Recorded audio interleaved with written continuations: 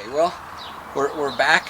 We pulled a little bit of plastic with the thing, and we've maybe 30 feet, and we're pretty close. So, but when we put the brand new roll of plastic on, the diameter of the thing was bigger than our used roll, and so the wheels are interfering with the plastic. So I'm moving the pack wheels back right now, and I made little marks in the frame where they were before, and I'm just moving them straight back, so I don't think we'll have any problems. I mean, famous last words. So anyway, we're close to actually the goal is to pull 12 rows today with T-tape, and then once we get those installed there, we're going to start working on getting the irrigation system in place. And if we can get the longest 12-row debug, then we're pretty confident we can do the other 6. Okay, well, we got the wheels moved back, and everything moved back proportionally, and tried to keep it all lined up as much as possible. And then I put the ripper point on there too. So now we're going to load a reel of T-tape. We've done a lot of T-tape pulling with tomatoes, but never under plastic like this. But it should be pretty straightforward, I think. Anyway, let's see what happens.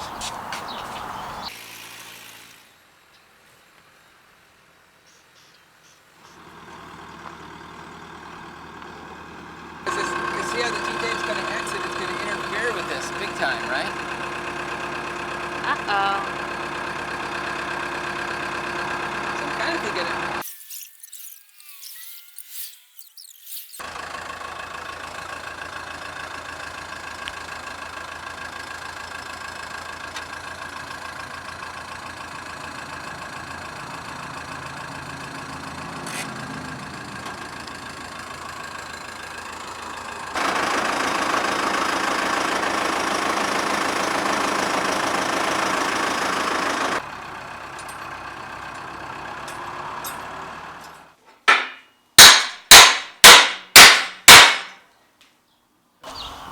Well, Dad, I told you not to have ripper points so far in.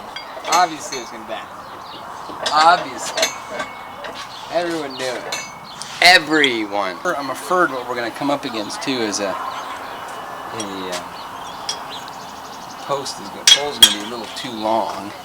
I'm going to chop that pole off, or that ripper point support off.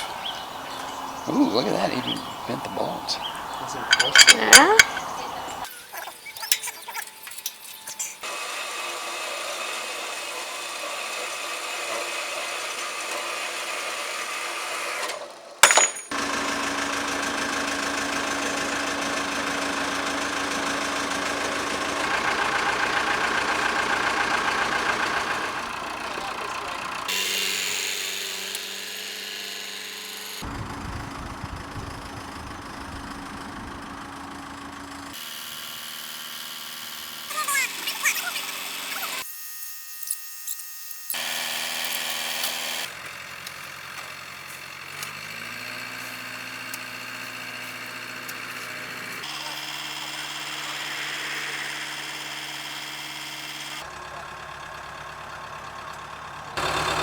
That looks right, and it's nice and flat. And Look at this! Gosh, it's beautiful. We're pro!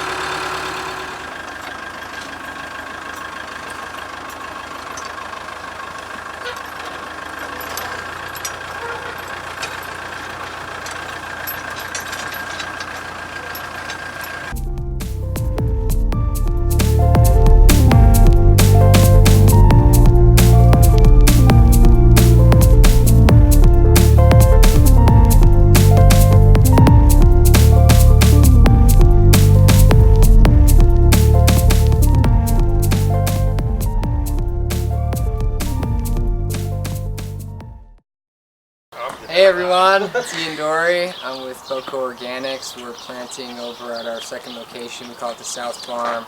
We're laying mulch right now. Plastic mulch is our plastic mulch layer. And we ordered some embossed mulch, and it showed up. It wasn't the good stuff. And we had to order 4-foot rolls, so there's no 3-foot rolls in the country right now, which is unfortunate. And we were cutting them down to the proper 3-foot length with this chop saw here. And with the embossed stuff, we were running water where the cut was, and it was unrolling just fine. But unfortunately for us, this new stuff starts to bind up on itself. You can see it starts to catch here, and then about a half a row down or so, it binds up to the point where it actually starts to rip and it won't work anymore. So we've come up with a new strategy. Good old-fashioned manpower. And so we're cutting about a 1/4 inch back off, just with the hands and using clamps and stuff. And so that should take away the heat which was causing the plastic to fuse to itself, whatever the proper term is for plastic melting to itself. And we're going to go back over, put it on the plastic mulch layer, and see if that solves the problem. If not, we're going to just have to not plant with mulch this year, because that's it. So anyways, this has been Learning with Ian, and I'm with Foco Organics. Thanks for tuning in. We'll see you next time on another exciting episode. Join in. He does it. Sort of.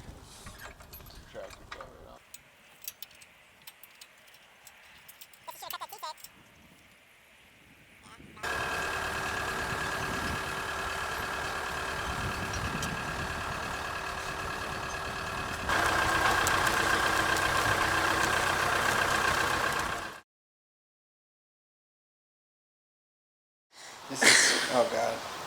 Oh, hi. Welcome back to Farming with Ian. Now, I'm Ian Dory with Foco Organics, and earlier I was talking about how this plastic mulch was binding up because we had cut it with a chop saw, and it heated up so bad that it was actually fusing the plastic together right here. And when it was unrolling, it was catching on itself, and after a while, after about a row or two, it would tear way into the plastic and become unusable. So we cut it one by hand, took it over there, tested it out. It's working great. We only got about 15 minutes of light, so we lost most of the day, unfortunately. But I'm back here at the shop. Handy dandy, super advanced technology here. So I think this is one that it tests or knows when you cut your finger. It stops. Ow! Nope. Guess not. Okay. So I'm just going to take off about a saw blade width or so. That's it.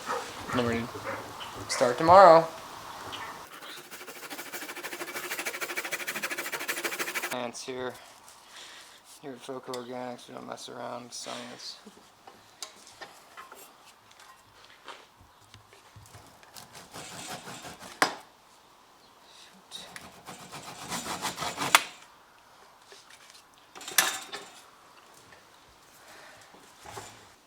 Yeah, see here, look.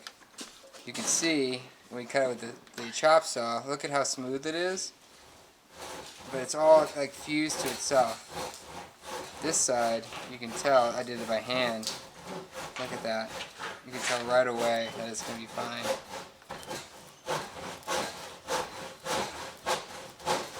Now I came up with this idea all by myself, without James helping. Just kidding. James came up with the idea. The next day.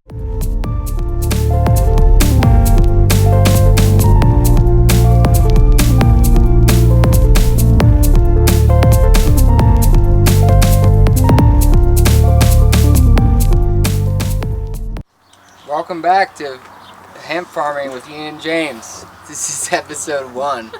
Wait, I said welcome back, so it couldn't be episode 1. Anyways, this is something from the farm. I'm Ian Dory with Foco Organics, and I have James here with me. We're laying down some plastic mulch. This stuff is from Home Depot, and we ordered a bunch from Berry Hill Irrigation, and it was working great.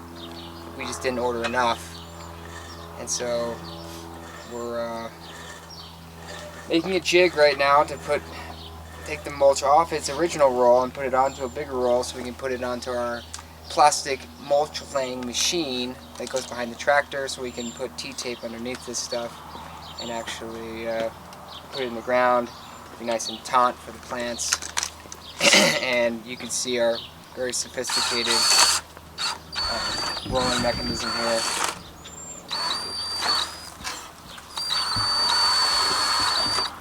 Manage the spin action as it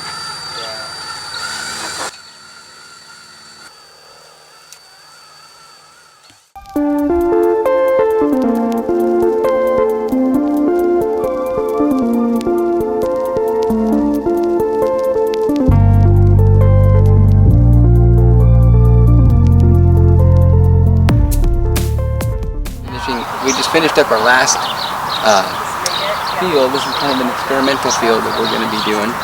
But I think we put about 300 plants in.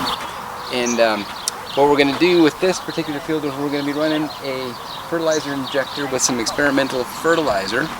And on the end row here, we're going to be running just water. So we have a control strip, if you will. So we had 2 or 3 different types of plastic out because we were experimenting with the types of plastic and how they worked. One was more of a fabric based. We didn't do a very good job of laying it down. We rototilled it and it was real loose, and we did a good job mulching it, but it was too loose. We needed time for it to set. So as we were planting, we were pulling up some of the plastic. But super tall plants, but the little planter did a good job. We planted 3 different fields. All 3 different fields had different characteristics, but we got it all in. It's almost 9,000 plants, and so far only like 18 of them have died. So I think we're going on week 2, so we'll call that a victory. But you guys that do this in large scale, hats off.